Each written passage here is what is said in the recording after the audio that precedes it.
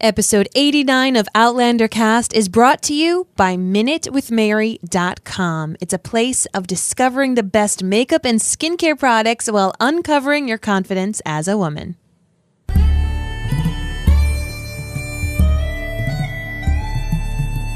All the way from Cranston, Rhode Island, welcome to Outlander Cast. It's a podcast dedicated to the show Outlander on Stars. Sing me a song of a lass that is gone, sacred that lass ye eye. Mary of soul, she sailed on a day over the sea to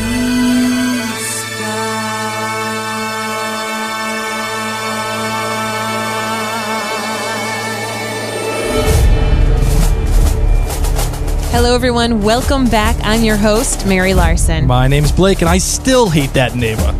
I still hate the neighbor. I've seen the episode now a few more times. Can't stand watching it. Just, what are we doing here with this lady? I love her. She's my spirit animal. Of course, she's your spirit animal. You know, it's funny. I spoke to a Rhode Island listener. I think her name was Erica. I think it is. A Rhode Island listener.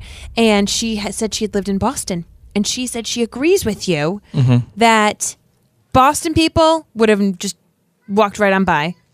And that Rhode Islanders would help on out. I don't know, darling. I'm not sure if Rhode Islanders would help out either. I did. I would. Of course you would. You're a Gryffindor. And I am the best Slytherin on the planet. You're a wizard, Harry. That's just the truth, ladies and Amen. gentlemen. That's Amen. just the truth. So, are you ready to for our first listener feedback I'm episode? so excited. So excited. So if you're brand new to Outlander Cast, this is how we roll. We love to have our discussions, but also your discussions. So always feel free after the episode airs to send us some tweets, some Facebook posts. Right, because your voice is just as valid as ours. I mean, we're fans. We're nobodies. We just happen to have a microphone in front of our faces. So it's important that you engage with us to have your voice heard on this show as well. My darling, are you ready? Always. All right, let's do it.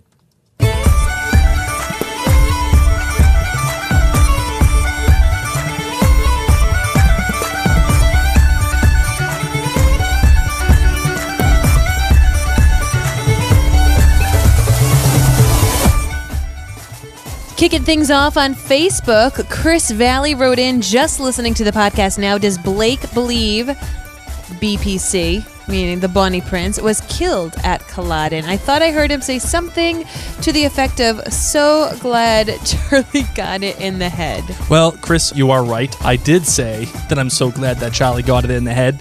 And I think I explained this on Facebook, but for those of you who were listening and did hear me say that, no, I'm not confused. I do know that Bonnie Prince Charlie did not die at Culloden.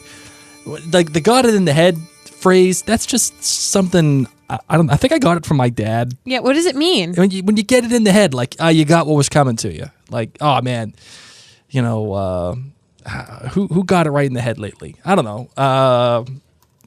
The guy who ran Uber, who was like making fun of all of his drivers and telling them that they were all losers and everything, and then they got fired. Okay. He got it right in the head. Yeah. Got it right in the head. Okay. All right. So it's just, when you got something bad coming your way, you fail miserably. Ellen Zawanda said a note about the male 40s characters. I've been treated that way more times in my life than I can count, including talking around me in order to talk to my husband. Heck, I literally had a neighbor go tell me to get my husband after he didn't like an answer I gave him. So I don't think most modern men pick up on this or realize how truly bad it can be. After this show aired, and I was talking to my mom a little bit about the episode, my mom was telling me, so my sister has special needs. It was my sister's birthday this week. And my mom was telling me that one of the first doctors, it was like the first pediatric neuro person that she had to meet with, he was old school. And he would tell the nurse, tell the mother XYZ. Like he wouldn't even speak to my mom. Really? Yeah. That's intense. I know. That is intense. I don't I know. know. I guess you're right, Ellen. Maybe as a man, I don't see it. I'm not like privy to all of these things.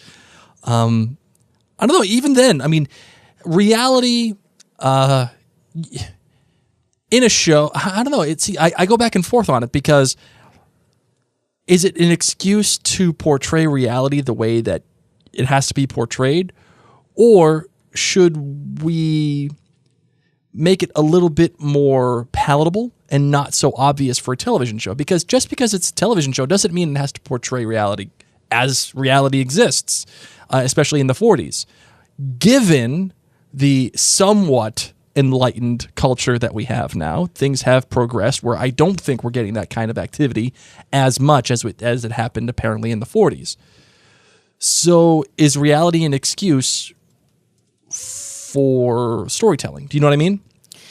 Yeah, but I think also this is important to know because we need to know this about Claire's character going forward. So this is how things were. Yep. This is how a strong-willed woman like Claire was probably treated, and I'm fine with it being in there. All right, Judy Cates on Facebook says, I just listened to the podcast for episode 301 and loved it. Thank you very much, Judy. Thank you, Judy. I have a few comments I think you will all find interesting. I went on an Outlander tour in Scotland a few weeks ago, which had guests, some cast and crew from the show, one of whom was Scott Kyle, who told us at first he was told that he would be in season 3. The Culloden episode, and he was, of course, very excited about that.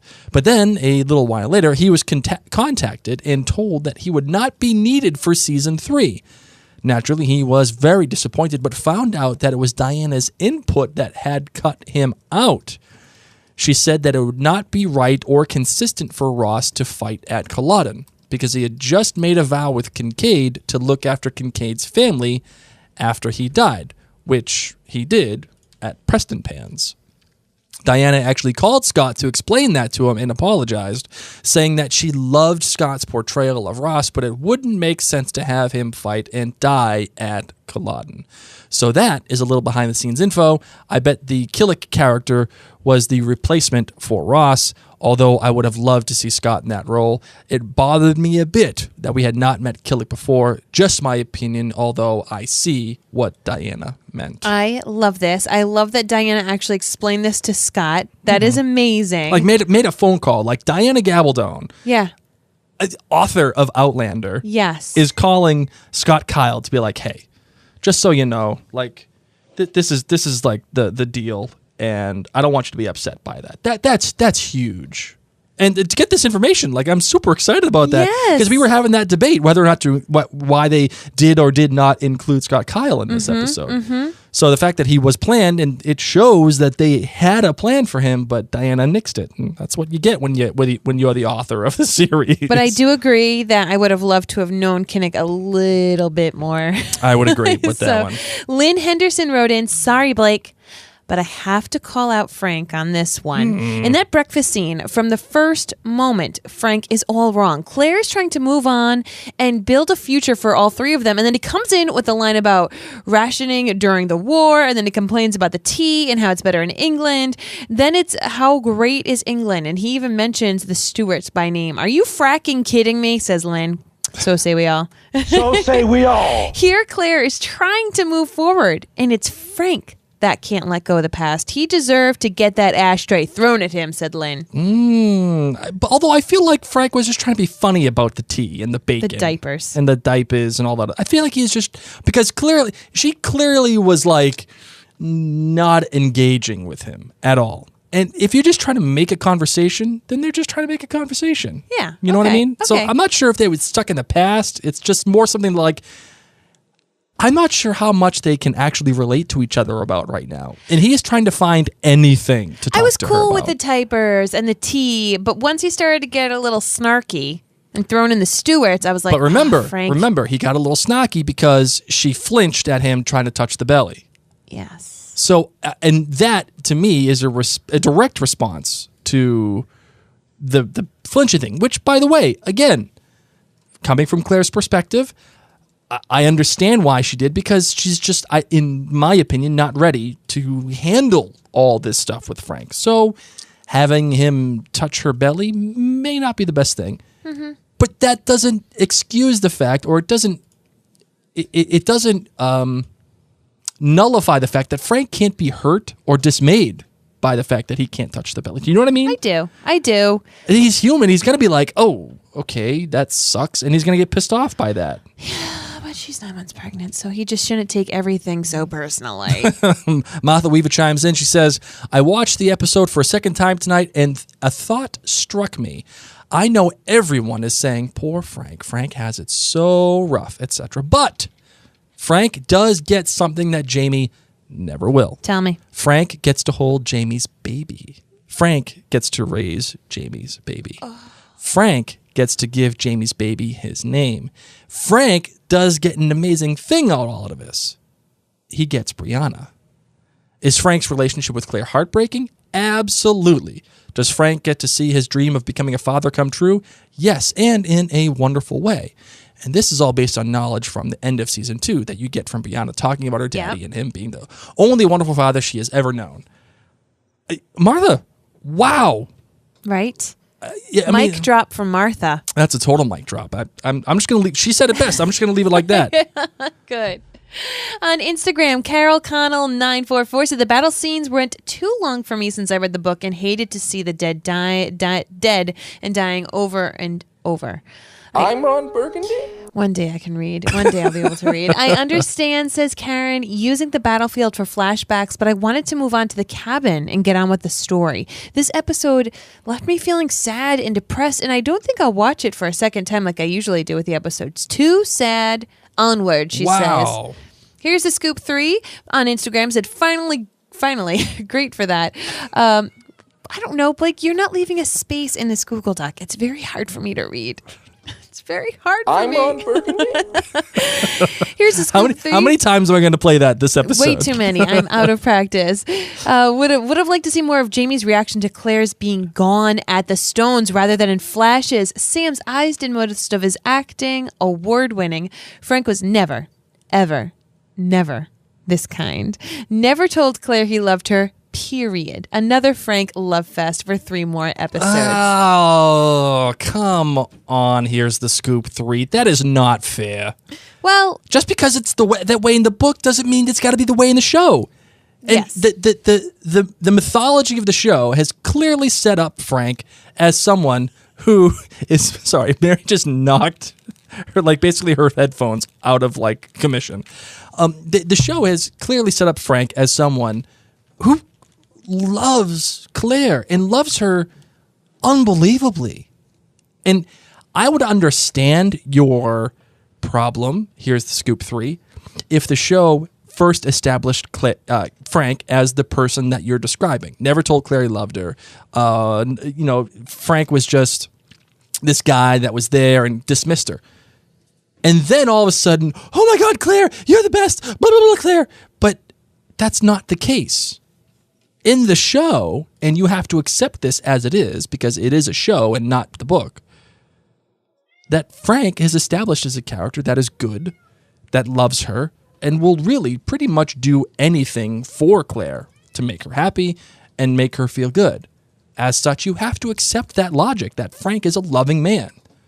And just because it's in the book doesn't make it right, and it doesn't make it the only canon that what you I have do to accept. like is that she wanted to see more of Jamie's reaction to Claire's being gone at the Stones rather than in flashes. That, if I could watch that in slow-mo, yeah, that's what I need. I need that in a montage, just slow-mo of him looking like, think about it, guys. He literally just saw her disappear. Yeah, I don't know. He held her hand. And then that was it. And then her hand was gone. She was gone. She was gone, yeah. I don't know. I kind of like it with the flashbacks. No, I love it. I'm saying I wish it was in slow. I wish I could watch it so I could see it every. Wait, are you saying you want to see her go all Marty McFly and disappear? No, I'm saying I just loved those 2 or 3 seconds. Oh, okay, all right. And I want to see them on repeat for 60 seconds because they gave me all the feels. All right, As a book reader, you don't get to see that. You know? Yeah. And so it was kind of magically and terribly sad. And then to see him just come out on the horse and be like, all right, it's time to go die. It's time to go fight. God, how unbelievable. Unbelievable. Mr. Way T said it was more meh for me. I was expecting more and was disappointed. More from Ron Moore, not the actors. Last season, both episode 1 and 13 left you raw with goosebumps. I wanted that with 301, and I didn't feel it. Sam was good, but I'm not a Claire Frank fan. I love Tobias, but Blackjack Randall is gone. So that is a bummer. I really thought Rupert was good. That was special, and we got only one tiny glimpse of Murtaugh. Nope. I also expected a flash forward like we had the beginning of season 1 and 2, but we didn't get it. Very disappointed about that. Why did we wait until September if you weren't using footage from South Africa in episode 1? So yeah, disappointed. So, Mr. Waitee, I will tell you this. I mean, why did we wait till September? You got to edit. There's lots of editing. Well, consider the massive undertaking that is this show. Yeah. It's a period piece. But not just a period piece in one era. It's a period piece in 2 eras. And it has to be filmed battle scenes. It has to be edited. It has to be written. Multiple countries. All over the place. That's the reason why you got to wait. And listen, I don't know why the hell we're having South Africa. And it's not... I know that they were filming in South Africa, and I get it. And the reason why they were filming in South Africa is because that is where Black Sails is yeah, they needed those boats. Filmed, and they were using boats. Okay, that's all I know. That's all you need to know. That's all you need to know, Jon Snow. So why am I getting a flash forward? Technically, I suppose if you wanted to flash forward to the part of South Africa, that's actually a flashback. And oh my God, my brain hurts. It's just, you know. Don't worry, Mr. Waitee. Where we're going, we don't need roads. We'll be getting to that. I am assuming we will not be getting to South Africa until episode 7. Instagram was a little negative on this episode. Episode 8. You know, Instagram, it's okay. I think more people on Instagram need to join our clan gathering because that's where all the love is. That's the love. Well, you know, he was saying, Mr. Waitee is saying that they didn't feel emotionally raw. And I mean, I could appreciate that. That's your point. That's your I know who to blame. Position. Who do you blame? I blame Outlander. So I get this. This is what Mr. Waitee is saying because this is not a single remark that like a sole person who's like, meh. I think Outlander went on for a long time. Way longer than it needed to. Some people's fire went a little out. Yes. I mean, they have, it's kind of like the political parties. Like you got your base, you got nerds like us, but then you have other people who love the show but got away from it and they're like, all right. And if you got away from it, and you weren't, leading up to it, rewatching season 1 and 2 and listening to the interviews and reading the blog posts. Like, if you weren't in it, if you weren't knee deep in that Outlander, if you weren't watching those interviews, if you weren't on the Outlander train and then you got that episode and you haven't really, been on the Outlander love train, maybe it didn't make you feel raw because you are not in the thick of it right now with these characters. I would agree. But I disagree in one sense. When we were watching the premiere of *Halt and Catch Fire* recently, I turned to you and I said, "In minor things were happening in the premiere. *Halt and Catch Fire* is one of my favorite shows of all time. It's on AMC. Go check it out. It's amazing."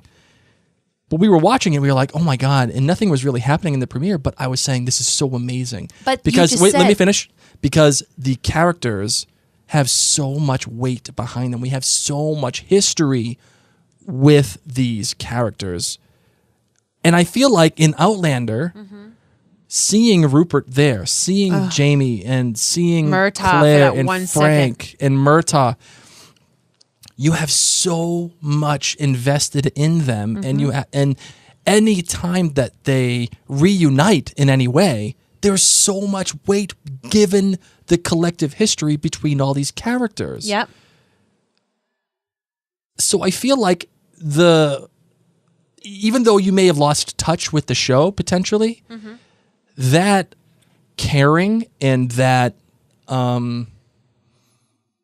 necessary need, that raw feeling is already baked in to the show.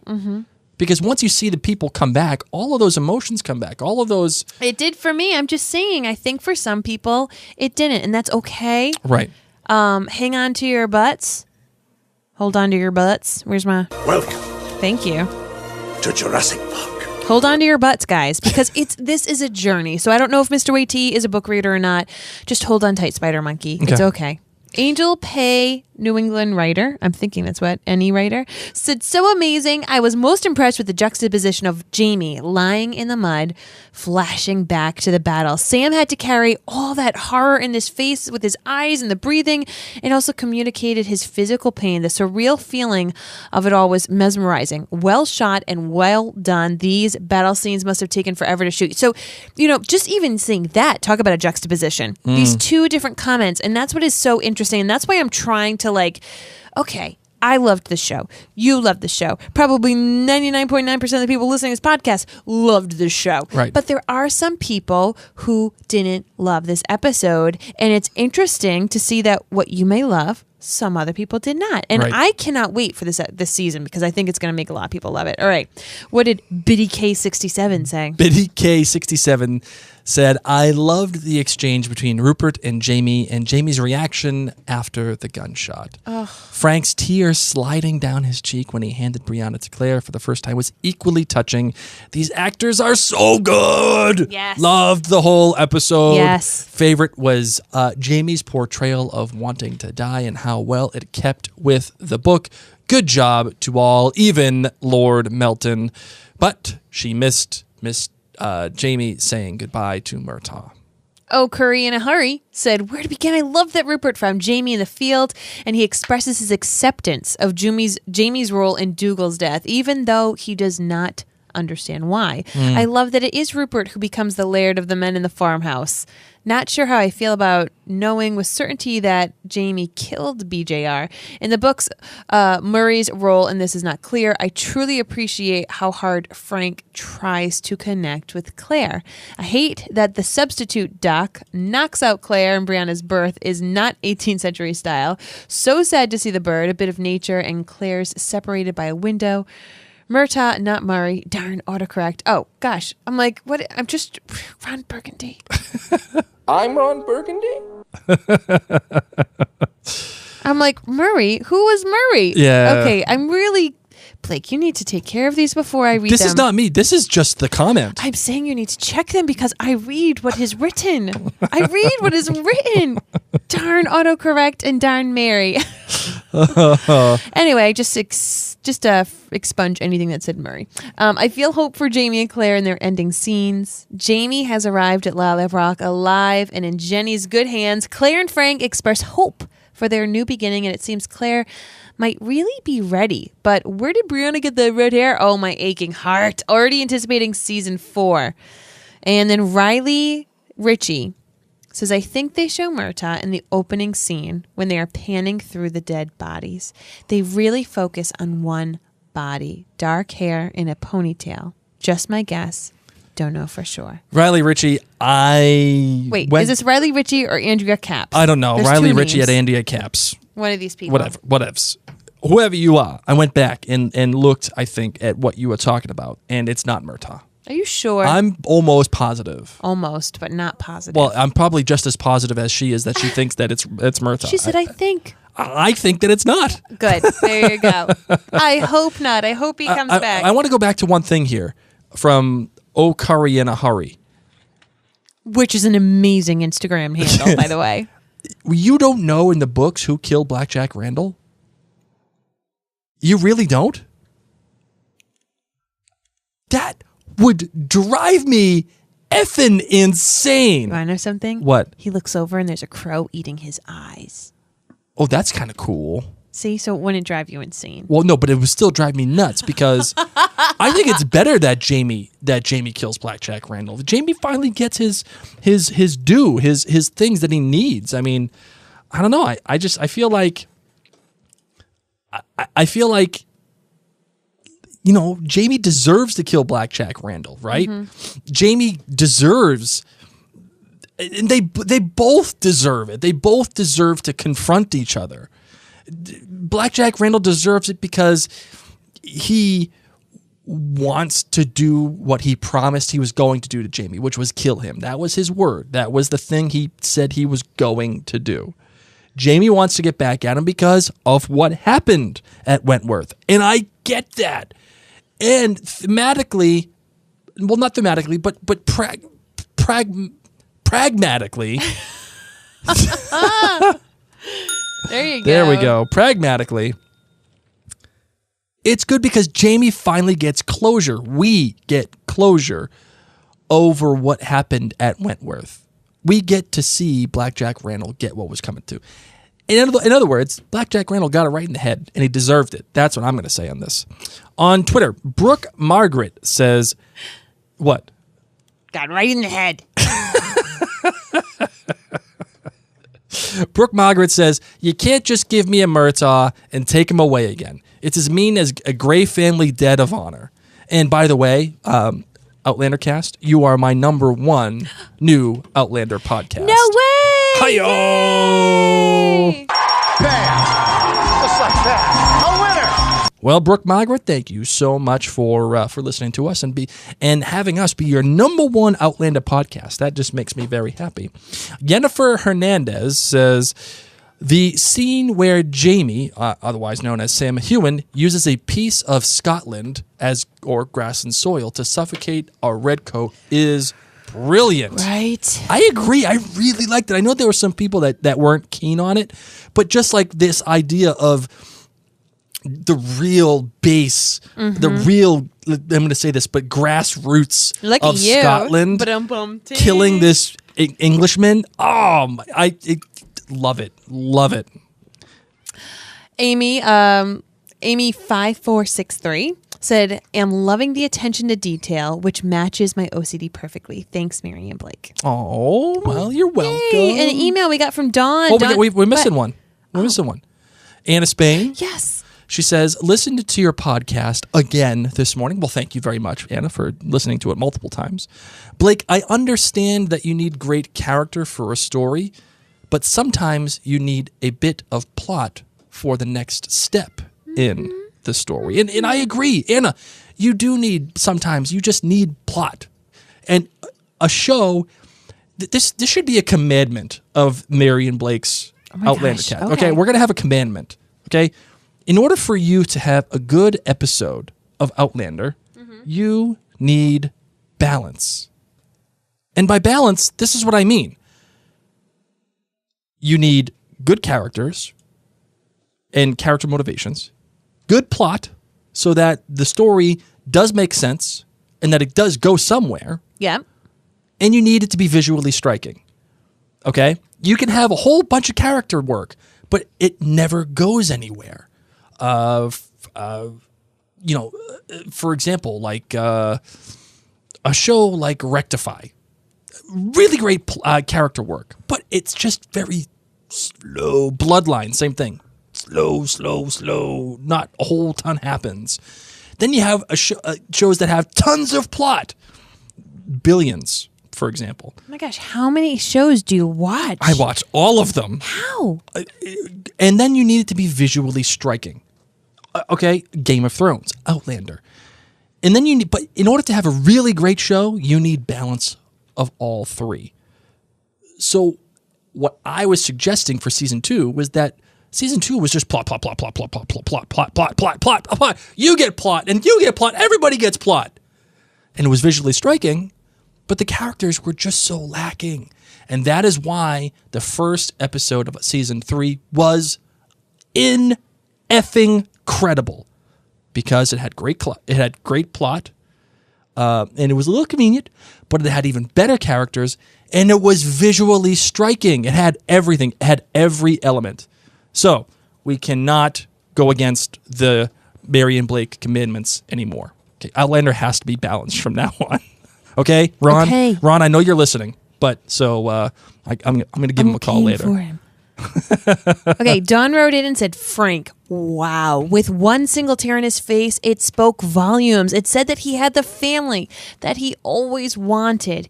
You saw him bond with a baby right away, that he was so relieved to have the possibility of a wife and a daughter.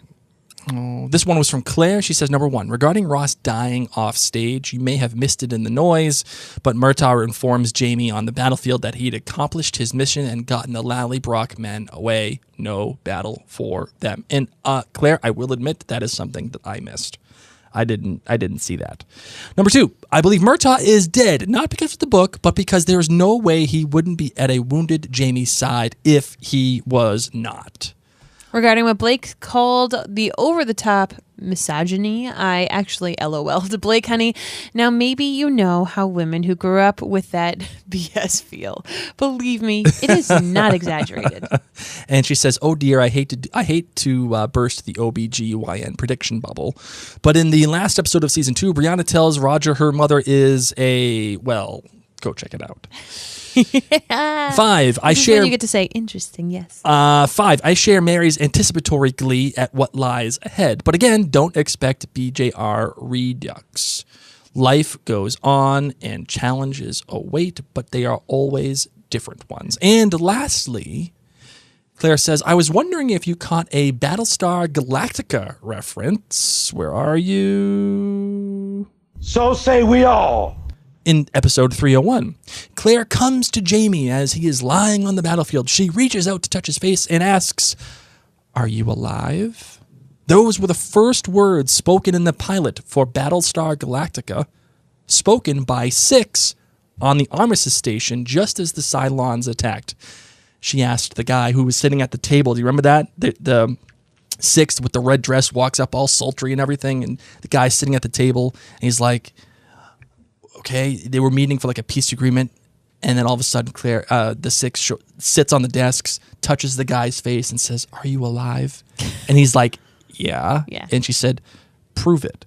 And then the base ship blows up the whole station. Mm-hmm. That was how Battlestar Galactica started. So Claire walking alone, then touching Jamie mirrors what Six did. By the way, the website is incredible, and just for posterity's sake, Claire, I am so sorry. I did not make that. I didn't make that connection, and I am ashamed. I am very ashamed. Oh, Blake, it's my BSG. I can't let that go. It's okay. So say we all. It's time for the voicemails. All right, let's do it.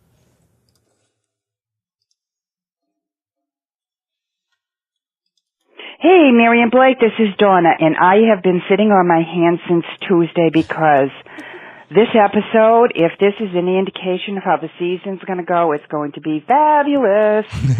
My good, bad, great, my good, all of Boston. Kat and Tobias knocked it out of the park. In those last 2 scenes, spoke volumes. No matter what happens, Claire and Jamie have gone through. Life goes on. The bad, saying goodbye to Rupert and Murtaugh. The great, I have 2 greats. That battle scene, oh my God, the staging of that was spectacular. And finally, my best great is as a book reader, we finally get the answer to that burning question of who killed Black Jack Randall and who caused the injury, that serious injury to Jamie. Mm-hmm. And you had to be in the theater when that happened because there was cheering and there was clapping. So my kilt rating for this is 99. I'm sorry, I know you only go to 5, but I have to save the 100 for the print shop. Have a good day. Bye. Oh, Donna, you love it, Donna. Donna, every time you call, you just make my heart shine just a little bit because love it. That's my Boston girl, right? She's like the star of the show. Awesome. She's so awesome. Hi, Mary and Blake. This is Lisa Perkis from San Diego. I've never called the hotline before. This is fun. I've been listening to you guys since the first season. Well, hi. And I just want to thank you for your podcast and also especially for the Facebook page. I've met so many people there in person and online, and it's just such a great community. So thank you so much for that. And so I was one of the people that got to go to Comic-Con and watch the episode early, so I've been waiting to talk about this episode since July, and I'm so excited to see what you guys think of it and what everyone else thinks of it. And from the initial Facebook page posts, it seems like everyone really is loving it, which is good, because I couldn't tell if I was loving the episode because of all the emotion of, being at Comic-Con and everyone is so pumped up, and then, you're watching the show knowing that, the cast is there, and, so at the time, I loved the episode. I was crying a lot. I was just like, oh my gosh, it's the best. But then later I was like, okay, was it the best? Or am I like, just thinking it's the best because of the emotion? So upon the rewatch, I watched it last night when it came out early. I still think it's amazing, and I'm glad everyone else likes it too. So just try and be concise. The good things that I really loved about the episode, I liked how they did the Battle of Culloden and just in bits and pieces. I know Ron wanted to do the whole thing in one chunk, but I think this was really effective, just going through what Jamie is kind of remembering in bits and pieces. We see Murtaugh briefly. That's going to be an interesting discussion. What is Murtaugh's ultimate end? Is it going to be the same as in the books, or are they going to do something different? That's going to be interesting. And then the confrontation with Blackjack is just incredible. I mean, Tobias was incredible, and Jamie, like, their expressions, that bonus for the book readers that we see exactly what happens between them. And then just when Blackjack reaches out towards Jamie at the very end, I'd love to hear more about, how that all came about, and it was just incredible. So I love that. The Crofter's Cottage, where the wounded were taken out and executed, that was such a nod to the fans. They did that so well. It looks like we got cut off here. I think the message length just went on a little bit too long.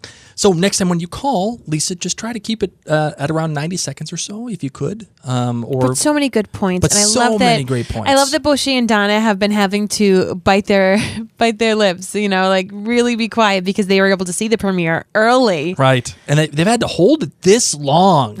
I can't even imagine that. I'm proud of you guys. I'd be like, I gotta get it out somehow. Right? What am I doing? Hi, Mary and Blake. This is Joanne Sutton-Smith from New York City. 9/11 today, and made Culloden even more kind of meaningful last night.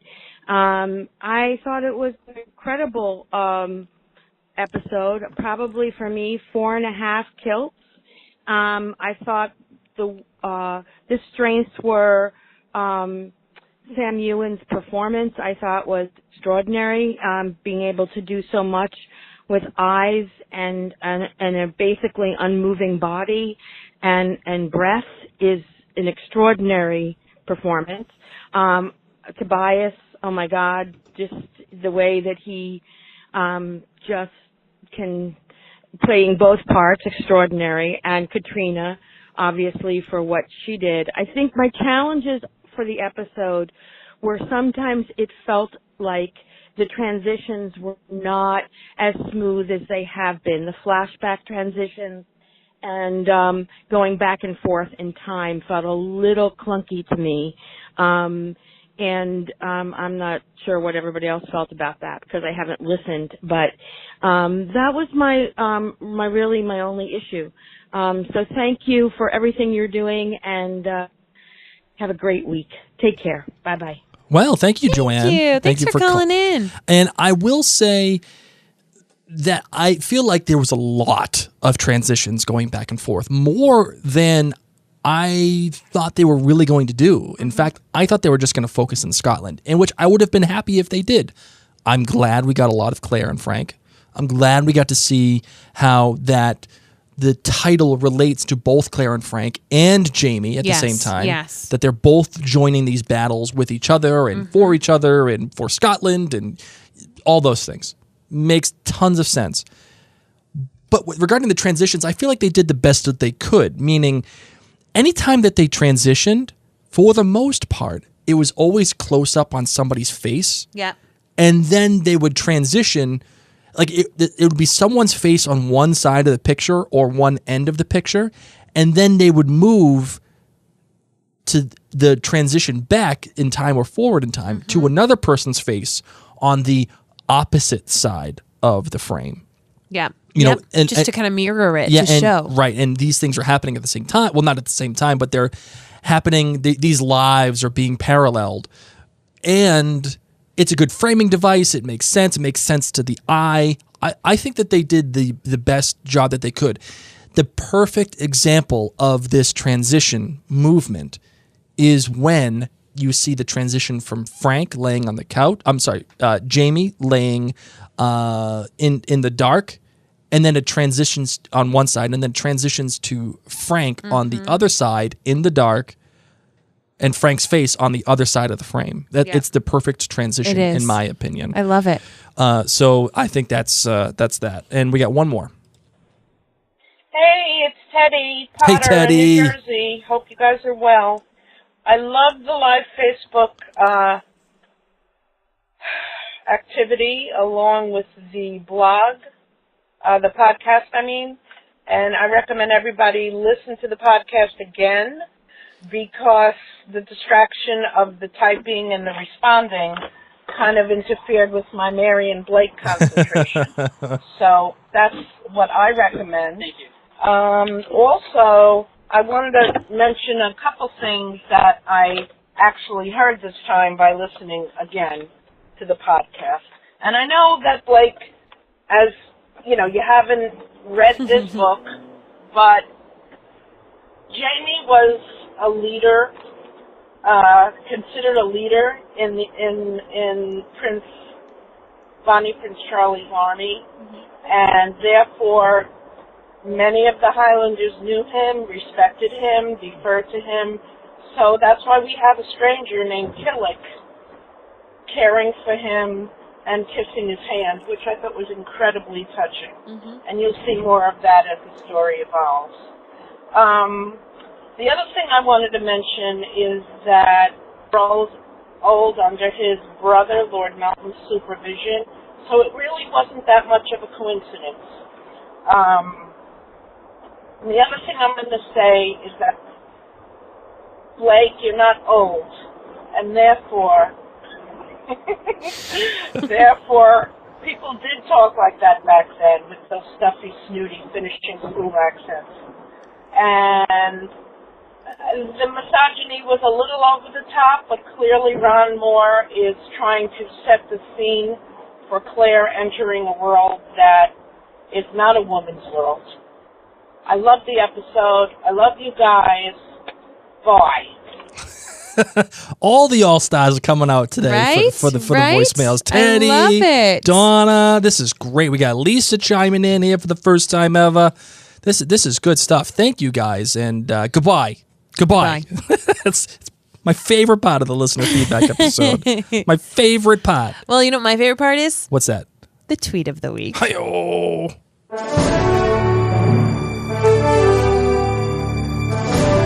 All right, this week's Tweet of the Week goes to @Anner3121. She says, I love Frank, not a book reader, so all I know is Tobias's portrayal.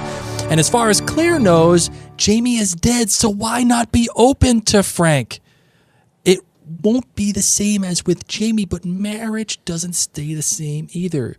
You have to be committed for the long haul to make it work. I love that people listening know who chose this week's tweet of the week. There were some other ones in there too, but I'm just going to say that she's right. I'm not saying that Claire is wrong, but Jamie is dead. He's dead dead. I get it, but Frank loved and loves her, and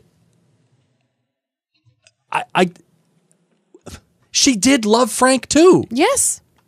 And I'm not saying that you have to be it's the greatest thing of all time, but you know, being a woman, wouldn't you want to engage in a relationship that is loving, and wouldn't you try to foster that? So here's how I felt. Okay. The first time I kind of went through the plot line of Outlander, I thought about Titanic. And granted, it is in no way, shape, or form the same scope of Outlander. The amount of time that Jamie and Claire spent together and their love and all that jazz was far surpassed our characters in Titanic. But at the end of Titanic, the grandmother's talking to her family and she's like, I lived a happy life. I had a big family. Me and my husband, you could see a picture of us riding a horse on the beach. It was great. It was great. I loved Leonardo DiCaprio. I loved him. Come back. I'll never let go. And then she freaking lets go. I can't handle it. Claire wouldn't have done that. Claire would have saved him. But I was thinking about it, and there are people who lose their loved ones. They and then they find someone new. And I'm not saying it needs to be the same, but people can love again. Yes. Just like the lady in Titanic.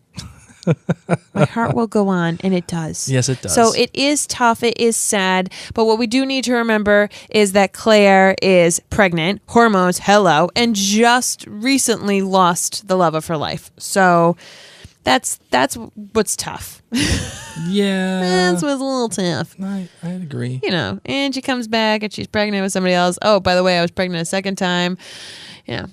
It's a lot. It's a lot to handle. So what do you do? Go back. Why is this your favorite part? Come back. Why is it your favorite part? I just had to do it. I know. I had to play it. So that's this week's Tweet of the Week. Yes, and by winning the Tweet of the Week, you get a $25 gift card.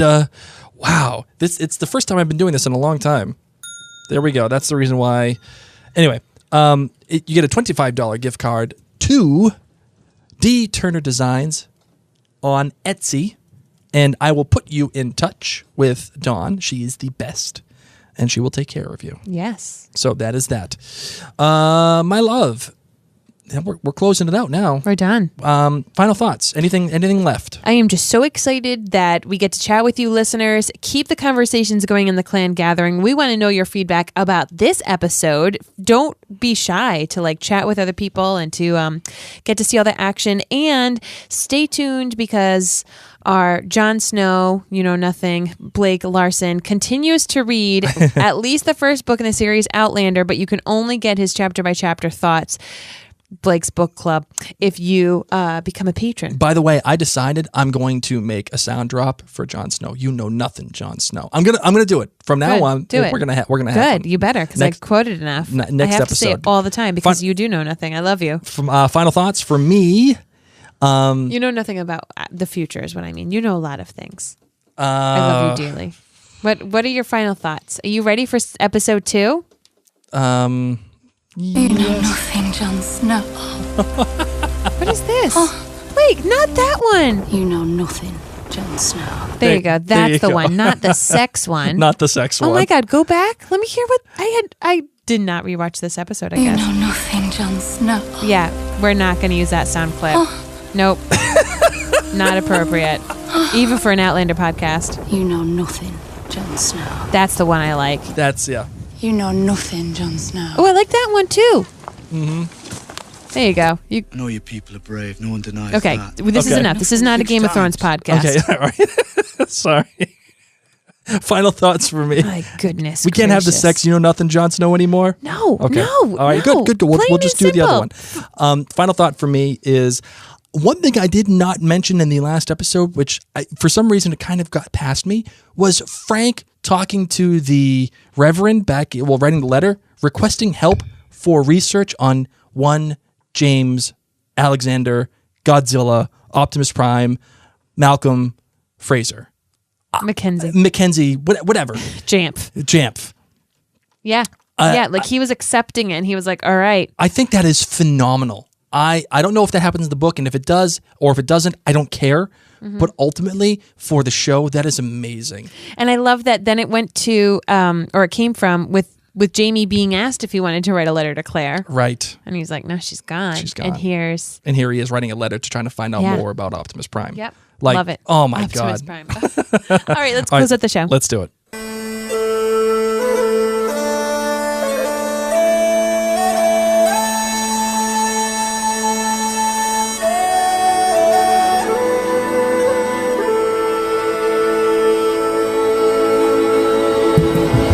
Ladies and gents, as always, we highly encourage that you make sure you're subscribed to our podcast in your podcast app, whether it's iTunes or Stitcher, any podcast app, or you can listen to us at outlandercast.com. If you haven't yet visited Outlandercast in the real recent future, you're going to want to head on over, especially on a desktop, because it looks mighty purty. So Outlandercast and Outlandercast blog have joined forces, because it's the same thing. And now they are housed together at outlandercast.com. So it's your one-stop shop. I mean, we've got all sorts of things going on. We have the podcast. We have the blog. We have the community. We are having events. We are everything. Right. So, we have giveaways. We have the social media. We got the YouTube. We got it all. And it's all Outlander based. And as my beautiful wife has put earlier in this episode, I am doing chapter by chapter analysis of Outlander. The first book, I'm only reading the first book. I will never, ever compromise this podcast. And what we do here, which is I don't read the books and Mary does, and I'm just a show watcher. So if you do want to hear my analysis of just the first book, chapter by chapter, please go to patreon.com/outlandercast and donate as little as $2 a month to the cause, which helps us write and produce and keep all of these things going, including the blog. It's become an amazing venture. It is. We've got 170 of you who are patrons. And let me tell you, even if you don't care about Blake's chapter by chapter analysis, which, you're missing out. But even if you don't, this is just a great way. It's cheaper than a coffee. Yep. And it's you get all the month. episodes early. You get access to our show notes. You get private chats with my wife and I. You get to interact with us on a level that not everybody does on a very personal way through Facebook or Twitter or whatever. You get direct access to Mary and I, good, bad, and ugly. So another thing I want you to do, too, is the most important thing I think you can do for all of us is tell a friend that we exist. Tell them that this podcast and that the blog for Outlandercast exists, because otherwise, no one will ever know that we exist. I mean, they could search on the internet or the podcast thing, but the best thing is that word of mouth. When somebody comes up to you and says, "Oh, dude, you got to listen. You got to watch this movie. You got to watch this show." The same thing exists for podcasts. Yeah. Dude, listen to this podcast. So that's the best thing you could do for us. Huge thanks to Ann Gavin, Bobby Francella, Peg Cumby, Sue Bellows, Keelan Dow, Meredith Greenberg, Liz Turner, Dana Mott Bronson, Nikki Gastineau, Tara Benton, I guess I said that right, Tara Benton, Jennifer Wilson Vale, Lauren Hutton, Heather Moore, and Marilyn Neenan. Thank you guys for being patrons at such a high level that you really help make this possible. And for everyone else, we love you, love you, love you. Thank you. All right, guys, much love. I'm Mary. My name's Blake. And you've been listening. You're out of touch here, kiddo. You've been listening to Outlandercast.